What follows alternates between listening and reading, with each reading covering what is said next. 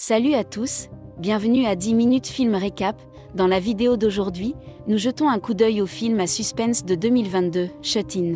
Shut In raconte l'histoire de Jessica, une jeune mère de 2 enfants, qui se retrouve enfermée dans un garde-manger par son ex-petit ami toxicomane, Rob, et doit trouver un moyen de s'en sortir pour le bien de ses enfants qui sont non seulement seuls dans la maison mais aussi harcelés par un pédophile nommé Sammy. Comment va-t-elle protéger ses enfants alors qu'elle est enfermée ? Regardez cette vidéo jusqu'à la fin pour le découvrir.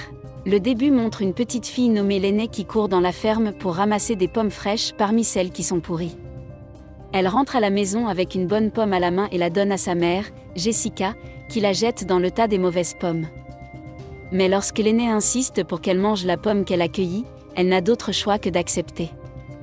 Bien qu'elle ait l'air saine de l'extérieur, cette pomme était également pourrie. Jessica vit dans une ferme dont elle a hérité, mais elle cherche à déménager en ville pour avoir plus d'opportunités de travail. Elle avait l'habitude de faire de la confiture de pommes avec les pommes de sa ferme et de les vendre pour de l'argent, mais dernièrement, toutes les pommes sont pourries. Et comme elle ne peut plus se permettre de payer les impôts fonciers, elle décide de mettre sa propriété en vente. Nous voyons qu'elle a tout emballé et qu'elle est prête à déménager le soir même. La seule chose qui restait à emballer était l'épicerie et le garde-manger. Lenny demande son aide pour aller dans la salle de bain, où Jessica voit qu'il y a eu une fuite d'eau. Elle est heureuse de quitter cette maison délabrée, mais Lenny ne partage pas son enthousiasme. Elle veut rester dans la maison où elle a vécu avec la grand-mère de Jessica, mais Jessica lui dit carrément qu'elle n'a pas d'argent et qu'elles ne peuvent pas se permettre cette maison. Elle emballe toutes ses provisions et les charge dans sa voiture, avant de s'atteler à débarrasser le garde-manger. La maison est si vieille et endommagée que la porte du garde-manger ne s'ouvre pas de l'intérieur. Pour l'empêcher de se fermer, Jessica la bloque avec une brique. Elle commence à jeter toutes les affaires dans un sac poubelle, elle voit la Bible de sa mamie et décide de la garder. Mais, à son insu, la brique n'était pas assez haute pour retenir la porte. La porte commence à glisser lentement sur la brique avant de se refermer derrière elle. Jessica panique immédiatement et essaie de l'ouvrir, mais le bois est trop dur à ouvrir, même si elle y jette tout son poids. Elle essaie également d'utiliser la brique mais échoue à nouveau. Elle voit alors les charnières de la porte qu'elle peut dévisser et appelle Lenny. Elle lui demande d'apporter tous les outils qu'elle peut de la boîte rouge sur le porche. Jessica est fière lorsque Lenny parvient à lui procurer un tournevis, mais même après cela, elle ne parvient pas à déplacer les charnières qui sont très rouillées. En dernier recours, elle est sur le point d'appeler le 911 lorsque Lenny arrive et l'informe que son père est à l'extérieur de la maison. Jessica lui dit de verrouiller la porte et de ne pas lui répondre, mais au moment où il s'apprête à partir, Jessica demande à Lenny de l'inviter à entrer pour qu'il puisse l'aider. Rob, l'ex-petit ami de Jessica, ouvre la porte et la libère. Elle n'est pas heureuse de voir Rob, car non seulement c'est un mauvais mec, mais c'est aussi un drogué. Rob est venu demander de l'argent à Jessica, et il a aussi amené son ami Sammy, chez qui il logeait. Elle le voit parler à Lenny et lui demande de monter à l'étage. Jessica est furieuse qu'il fasse venir Sammy, qui est un pédophile, dans la maison alors qu'ils ont des enfants. Sammy entend que son nom est mentionné et se bat avec Jessica. Rob essaie de convaincre Jessica de retomber dans son ancienne dépendance à la drogue, mais lorsque Jessica refuse, Rob devient viol et enferme Jessica dans le garde-manger. Entendant tous les bruits, Lenny descend et Jessica lui demande de s'enfermer avec son frère maçonne dans sa chambre. Rob entreprend alors de barricader la porte de l'extérieur. Jessica tente de lui faire entendre raison mais se fait poignarder à la main par un clou qu'il enfonçait dans la porte. Rob lui dit que si elle recommence à se droguer, il reviendra et la libérera. Elle est toujours en train de parler à Rob quand elle entend Sammy lui proposer d'emmener les enfants chez lui. Jessica panique et supplie désespérément Rob d'éloigner Sammy de leurs enfants, mais quand elle n'obtient pas de réponse et entend la porte d'entrée se fermer. Elle suppose qu'ils ont pris les enfants. Elle pleure impuissante lorsqu'elle entend la voix de Lenny derrière la porte. Elle est remplie de soulagement de savoir que ses enfants sont en sécurité et demande à Lenny de verrouiller la porte d'entrée. Elle demande ensuite à Lenny de prendre son téléphone, mais se rend compte que Rob a emporté son téléphone et son sac à main. Jessica ne perd pas espoir et cherche dans le garde-manger tout ce qui pourrait l'aider. Elle trouve sa vieille bouteille de confiture de pommes et nourrit Lenny avec. Elle demande également à Lenny de nourrir Mason et de changer sa couche, et malgré son âge, elle fait du mieux qu'elle peut.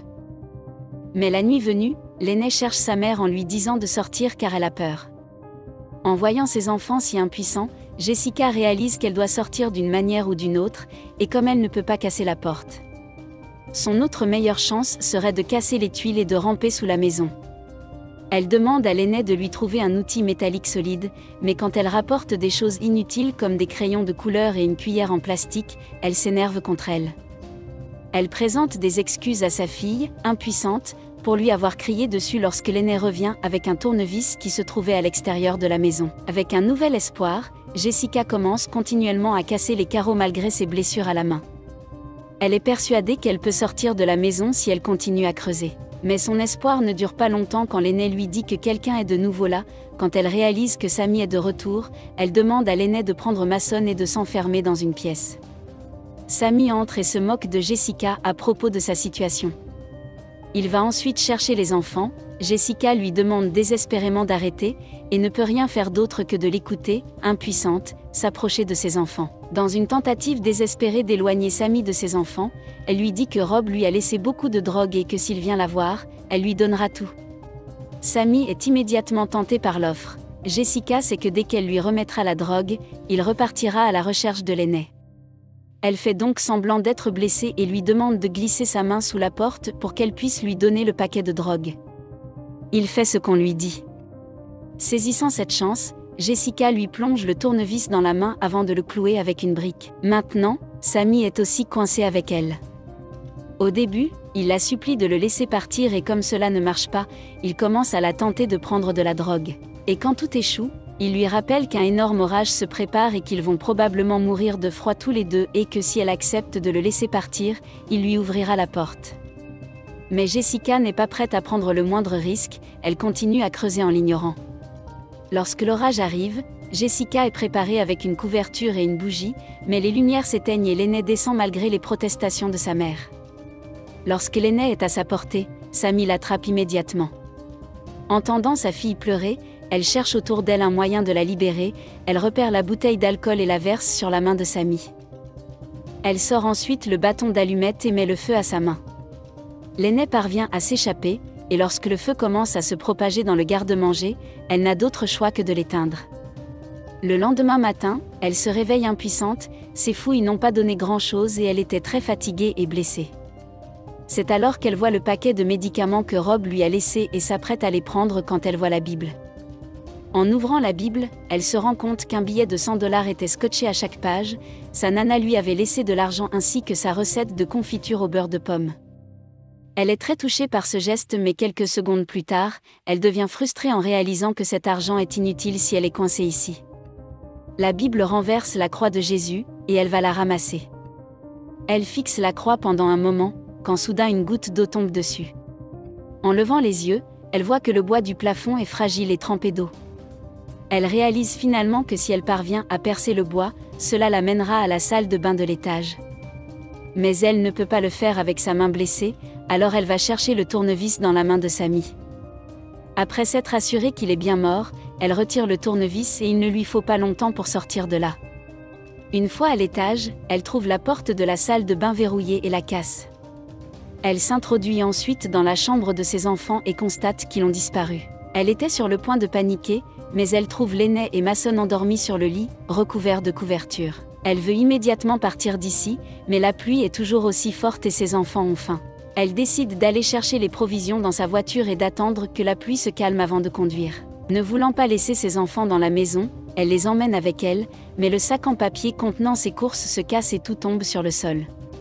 Ses enfants étant également mouillés, elle n'a pas d'autre choix que de les laisser à la maison et de se dépêcher de sortir pour aller chercher les provisions. Alors qu'elle ramasse les provisions, elle voit Sammy qui l'observe par la fenêtre de la cuisine. Elle se précipite immédiatement vers la maison mais la trouve fermée à clé. Elle s'introduit dans la maison par la porte arrière et trouve Sammy qui tient ses enfants en otage avec un couteau sur le cou de Mason. Elle essaie de le tenter à nouveau avec de la drogue et promet de lui donner tout son argent, mais cette fois, Sammy cherche à se venger. Il refuse tout et s'apprête à faire du mal à Mason lorsque Rob arrive avec une arme. Sammy laisse les enfants partir, mais Rob, pensant que Sammy a fait quelque chose d'horrible à ses enfants, tire un coup de feu, le tuant. En bas, Jessica se rend compte que Rob est toujours défoncé et qu'il est dangereux. Elle se montre donc gentille avec lui et lui offre tout son argent, mais Rob ne se contente pas de l'argent. Il voit que Jessica est toujours clean et lui demande de se droguer avec lui. Comme Rob a une arme, Jessica n'a pas d'autre choix que d'accepter. Elle le convainc de manger d'abord et mélange sa nourriture avec la drogue qu'il lui a laissée.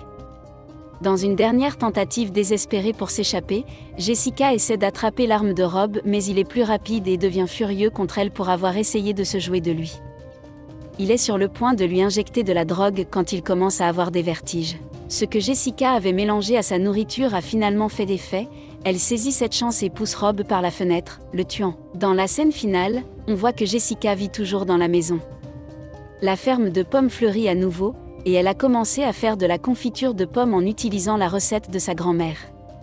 C'était tout pour aujourd'hui, nous espérons que vous avez apprécié cette vidéo. N'oubliez pas non plus de laisser un like et de vous abonner à notre chaîne pour plus de vidéos comme celle-ci.